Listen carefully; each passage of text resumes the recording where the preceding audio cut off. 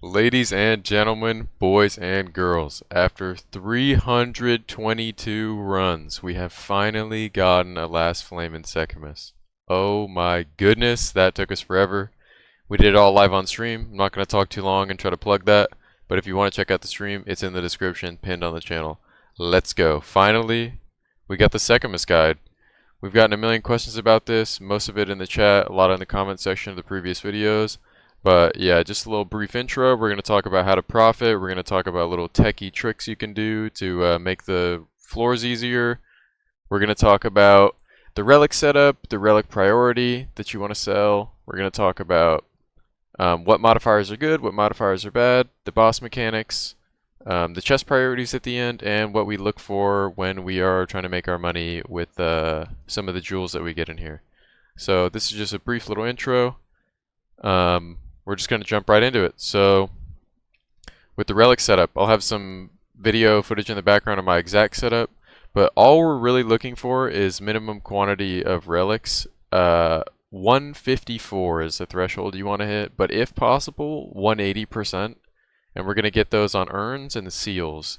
So the urns and seal relics can roll up to 20% relic quantity. And the reason we want those is in the final boss fight, you can get the last flame item, which sells for 350 plus divine. And yeah, huge profit there.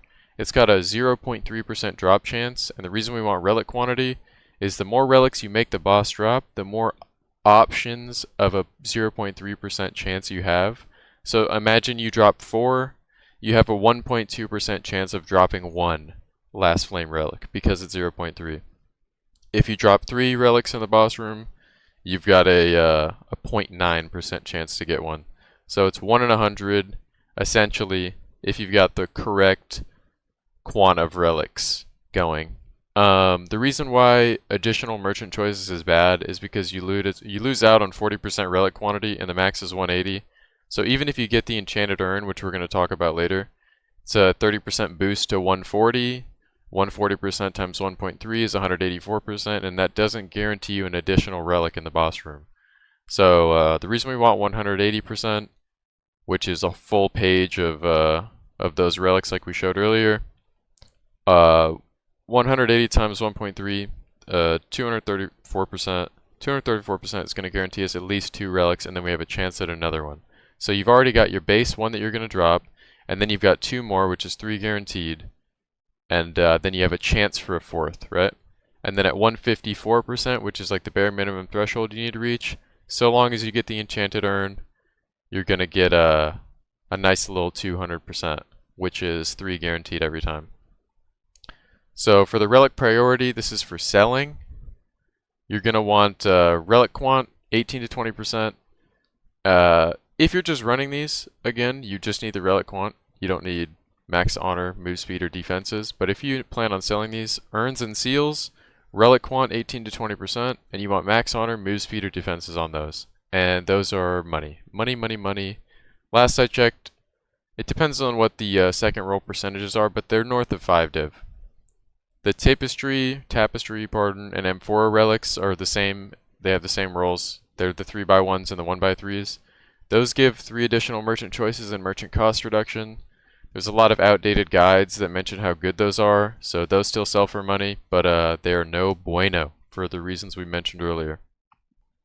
Coffer, vase, and incense relics are all horseshit, with the exception of the incense relic and the vase relic in the boss room. Those will be talked about later, but do not pick these up, do not ID these. They are anti-money. Legit waste of your time.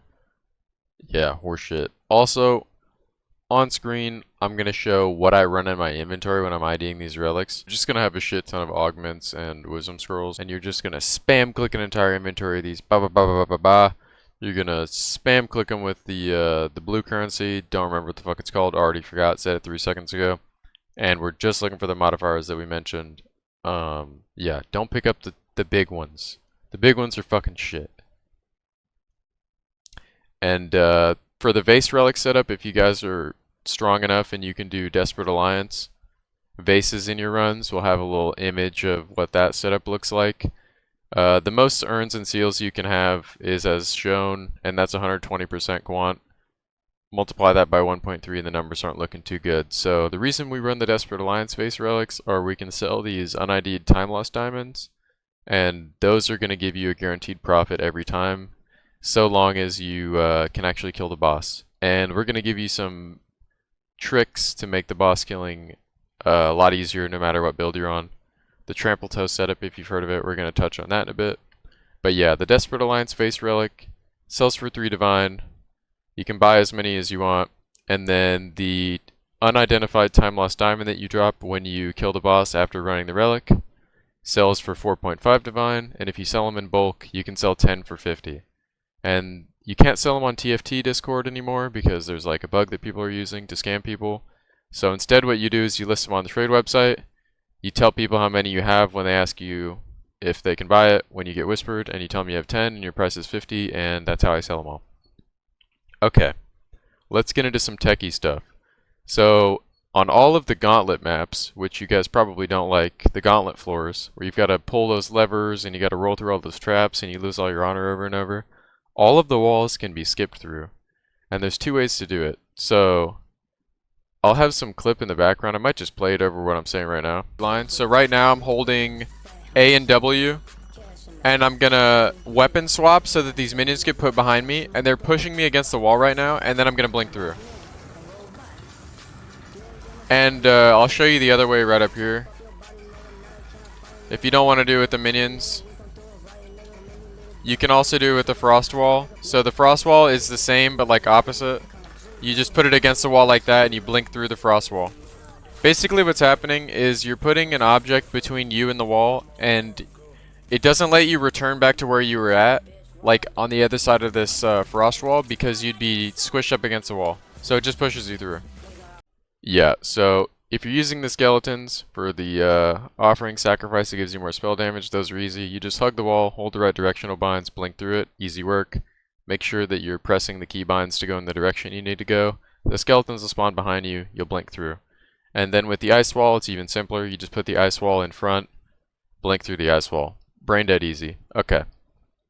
I'm going to show you guys how to do blink on weapon swap.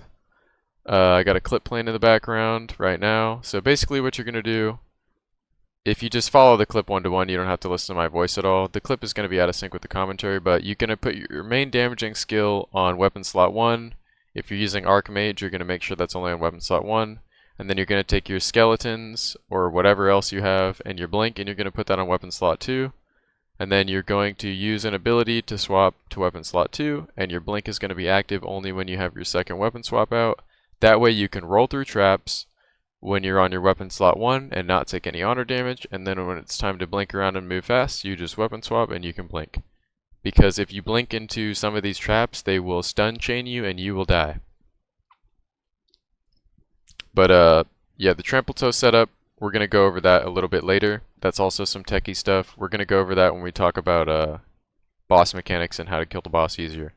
But don't worry, it's really broken and it's subject to nerf, so use it while you can. It's probably a bug. Alright, let's get into some of the bad modifiers that you want to avoid. Here's a little picture we're going to throw up. Bang. Yeah, this one in the top is just horrible. Basically, when you gain one affliction, you gain another. That one's bad because you're not getting afflictions that you can manage. Okay? Purple smoke, horrible. All of the afflictions are unknown, so you're just clicking on rooms not knowing what affliction you're getting, so you're pretty much just gambling that you get one that doesn't brick your build. Forgotten Traditions is the worst one by far. It takes your non-unique relics, which are all those seals and urns that we put on to run these efficiently, and it minuses their effect by 50%. Totally ruins it. Your run's pretty much bricked. You're not going to make any money in that one unless you get lucky with the chests in the end. The Merchant's Choice one is also pretty cooked because that means you're not going to be able to find the good modifiers that we're going to talk about after this. And then outside of that, only you know what your character needs. If your character needs evasion, don't take the affliction that takes away all of your evasion. If your character needs energy shield, don't take the affliction that loses you all of your energy shield. If you need movement speed because you don't have blink, don't take the minus 25 movement speed one. because when you're in that boss room, we're going to get into it later, but when you're in that boss room and you have to do that specific trial where you got to pick up all the batteries on the ground and you're moving like a little turtle, you're just going to die. But yeah, keep in mind what afflictions you're using, and yeah, you should be good. Good modifiers. So these ones are really simple. 2 are important and all the rest are like nice to have, I guess. Like, doesn't hurt. Enchanted Urn boosts all of your non-unique relics by 30%. So we talked about some of the numbers earlier. This is what they're hinged on. Like, without this, you don't move to the new breakpoints, right? So we're looking for Enchanted Urn every single run if we can get it. No matter what is on that screen, you buy Enchanted Urn. And Ornate Dagger, just 50% damage. Pretty straightforward. Silver Tongue is also nice. We don't have it up here. All Silver Tongue does is reduce merchant cost by 50%. Do the math. If you can buy that one, there's no reason to leave it there, because in the future it'll help you. And during this run, all we're really looking for are, as far as like the rewards go, we're looking for our the shrines that give you water, whatever the hell those are called, nobody knows. We want those, and we want merchants, and we just get those over and over and over. I don't care what the room says. I don't care if it's Gauntlet. I don't care if it's Escape. I don't care if it's the Hourglass one. Don't even read those. No one cares. It doesn't matter. We're just trying to make the run as easy as possible, and that's all that matters. Also, maybe I Microsoft Paint this, but within the runs, there are like routes that the circles connect to. You can see the routes before you can see what the rooms are. So you want to prevent taking routes where the room in front of you is unknown and you only have one direction to go. Because say we follow this route here where we go circle, circle, circle, and then all of these other ones were forking in 2 to 3 directions, but this last one pigeonholes you into going to this one section. If this one room here has a horrible modifier, we're cooked, okay? And you want to avoid doing that. You can see that the second you see the page. You'll know what I'm talking about when you get forced into a position where you screw yourself over. And honestly, I can tell you this as much as I want. You're going to make the mistake multiple times. You just got to learn. But yeah, let's jump into some boss mechanics now. This is also a Microsoft Paint moment. The only 2 moves you really have to worry about that the boss is going to do. All of the other stuff is straightforward. Just dodge the shit he throws at you and dodge the orbs that come out of the side of the arena. Anyone can do that. Brain dead easy. There's one where he's going to dive into the ground of the boss arena and he's going to go into the center and he's going to start electrocuting. He spins the same direction every time, okay? So he's going to spin counterclockwise with lightning. What you need to do is stay as close to him as possible and rotate around him. I don't have clips of me doing this because I kill this boss so fast that I don't even remember the last time he got to use this move. But it sounds straightforward. You stand close to him and you just rotate around him so that you're not getting shocked by lightning. But where this gets tricky, these little pink orbs are going to spawn on the ground, pink or purple orbs. What happens when you walk into those is they stun you, and they stun you for a pretty long time. And the lightning's going to come around while you're stunned, and it's going to zap the hell out of you and you're going to lose a bunch of honor. If you're max lightning resist, it probably won't kill you, but if you get hit by that lightning 2 or 3 times, if you don't have a ton of honor resist, it's going to fuck you up pretty bad. It's probably the only way to lose the boss fight outside of this next thing I'm going to mention, but just dodge the purple shit, pink orbs on the ground, whatever the fuck they are. Dodge those, and that attack is good. So again, he's going to dive into the ground and he's going to pop up in the center of the arena. Then there's another move that you have to worry about. It's the only other one. Basically, you're going to hit him for a bunch of damage. This is like second phase shit. Once he gets below a certain threshold, this is the move that he'll do. He'll dive into the ground and then he'll vanish. And in the middle of the arena is going to spawn this like glimmering star thing on the ground. You're going to walk over the star shining in the fucking center of the arena, whatever the fuck, and 6 batteries are going to spawn. And how the trial works is as it starts, there's a clock in the center of the arena, and it's ticking down, okay? You move fast at the start of it, but towards the end of it, you're in slow motion. So the best piece of advice I can give is grab the furthest battery first. So if the batteries spawn in this formation, where one's here, we'll do one here, here, here, here, here. We're trying to get the furthest one possible, okay? Because you start at the epicenter, right? The very center, if you imagine this arena as a circle, which it isn't, doesn't matter. You start at the epicenter. The furthest distance from the center is the one you want to go to first because you're moving the fastest. If you try to get this one last, you will run out of time. That's the whole gimmick of the trial. So take the one that's the most out of the way first. It's going to seem counterintuitive, and you're probably going to get scared shitless, but if you do it the opposite way and you try to get it last, you will certainly die, and it's a one-shot mechanic. The boss will come up out of the ground, and he'll talk shit to you, and he'll touch you on the nose, and you just instantly die and fail the trial. So keep that in mind. Alright, now we're going to get into the Trampletoe stuff. I'm going to show you what the gear looks like.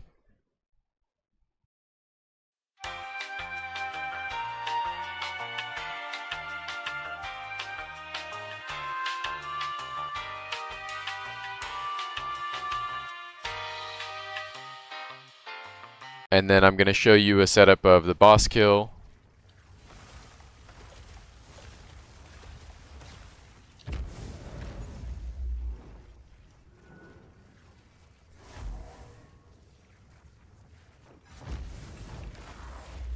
There we go. Then I'm going to pull up some Microsoft Paint here. Bang. So pretty much what we're doing here is we are making our little boss arena. Ba ba bam boom bop bow. Okay. The boss is going to spawn here.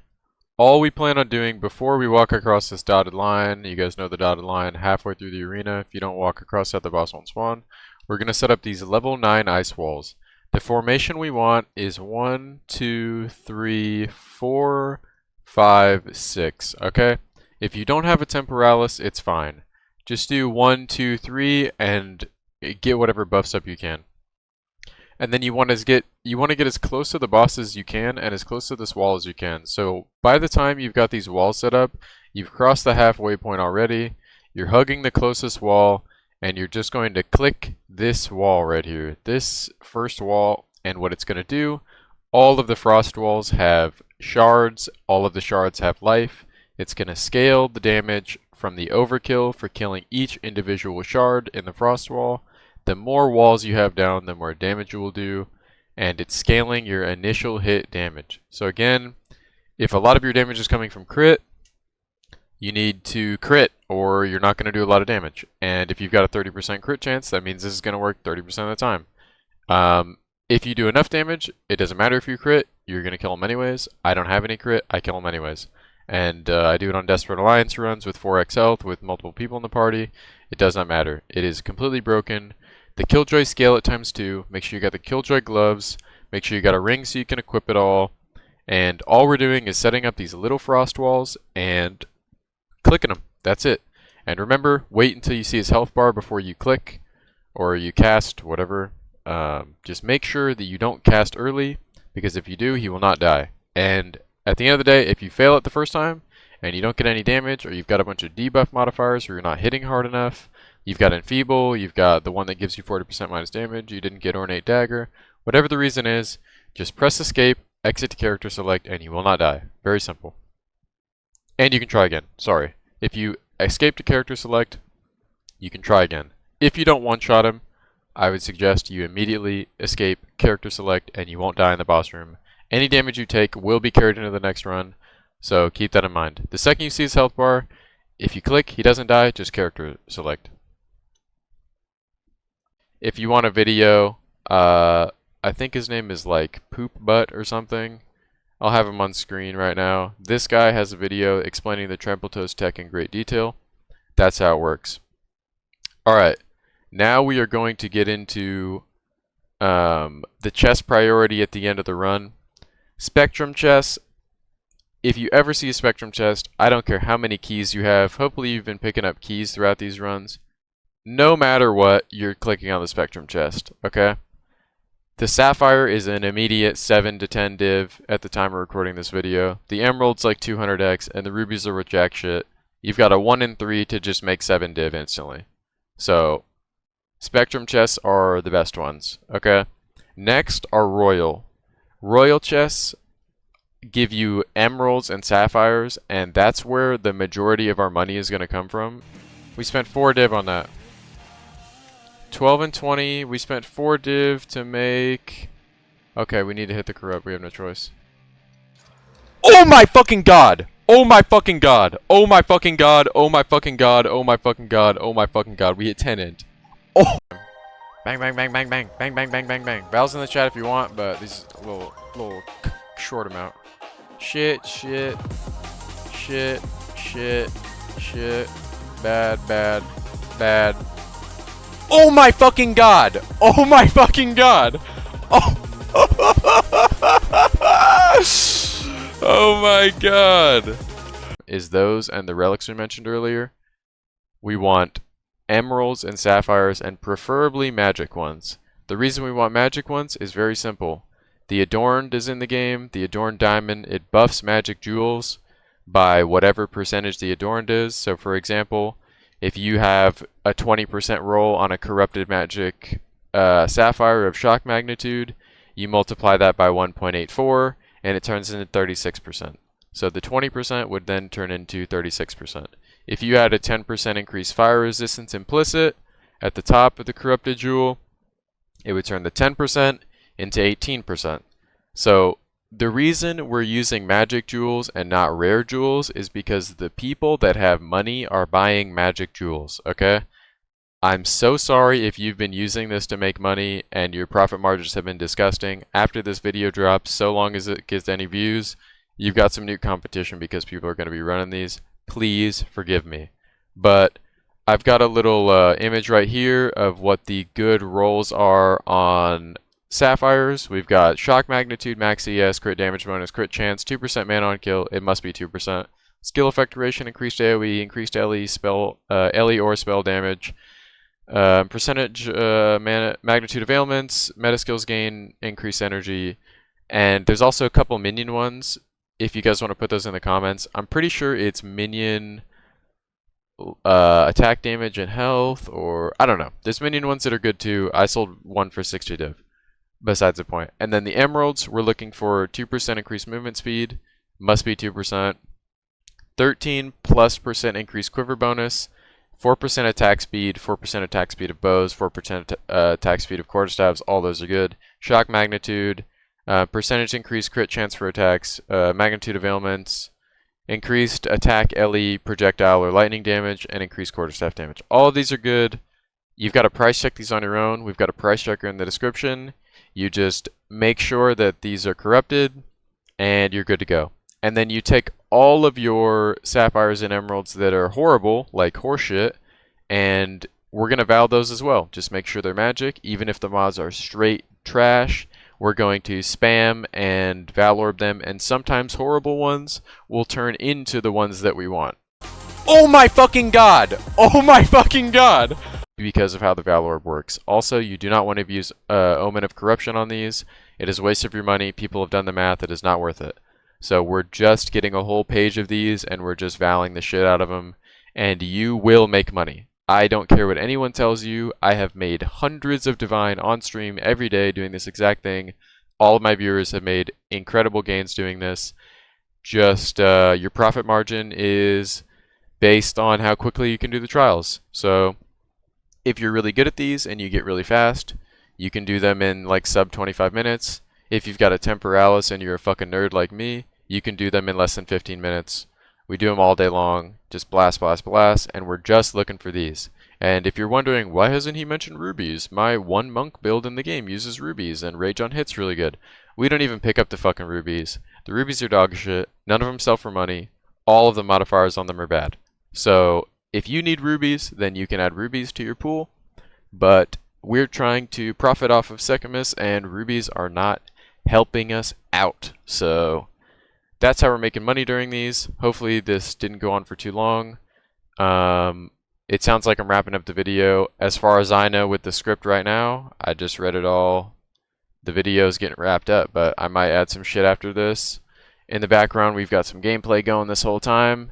We got our last flame after 322 runs. 322, please.